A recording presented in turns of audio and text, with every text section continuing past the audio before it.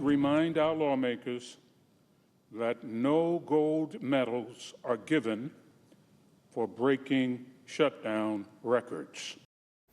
Amen to that. That is the Senate chaplain. The Senate chaplain this afternoon with a prayer and a plea for action. Thanks for joining us tonight. I'm Jana Shortle. On day 27 of this federal government shutdown, he's not the only one turning up the heat on all of our elected leaders.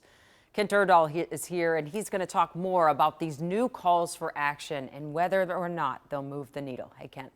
Yeah, Jana, Republicans and Democrats who can vote to end this shutdown certainly do not appear any closer tonight.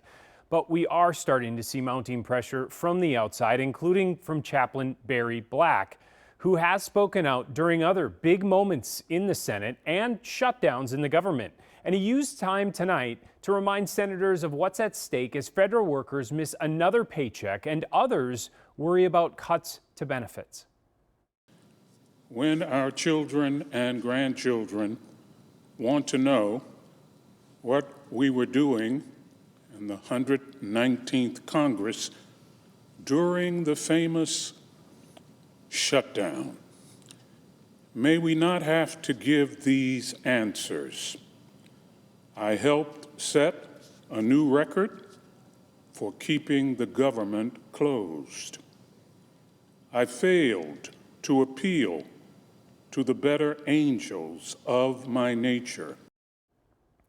Today, Everett Kelly, the leader of the nation's largest union of federal workers, also called out elected leaders and appeared to put pressure on Democrats to set aside their demands to negotiate health care subsidies before passing a short-term funding bill, because some 800,000 federal workers are caught in the middle right now. He wrote, "It's time to pass a clean, continuing resolution and end this shutdown today. No half measures and no gamesmanship. Put every single federal worker back on the job with full back pay today, because when the folks who serve this country are standing in line for food banks after missing a second paycheck because of this shutdown, they aren't looking for partisan spin, they're looking for the wages they earned. The fact that they're being cheated out of it is a national disgrace." That statement today echoes the concerns I heard from local agencies on Friday, who told me they have been seeing increased calls from some 18,000 federal workers here in Minnesota who are scheduling appointments for their local food shelves and asking about resources for mortgage and rental assistance and even heating assistance if this goes into November, Jana, because as we know, as this stretches on, those employees are already missing their first full paycheck. Yeah, we've got another hit coming. We're going to talk about what happens to the people who get SNAP benefits, and that's no small number of people. Millions across the country are about to lose that.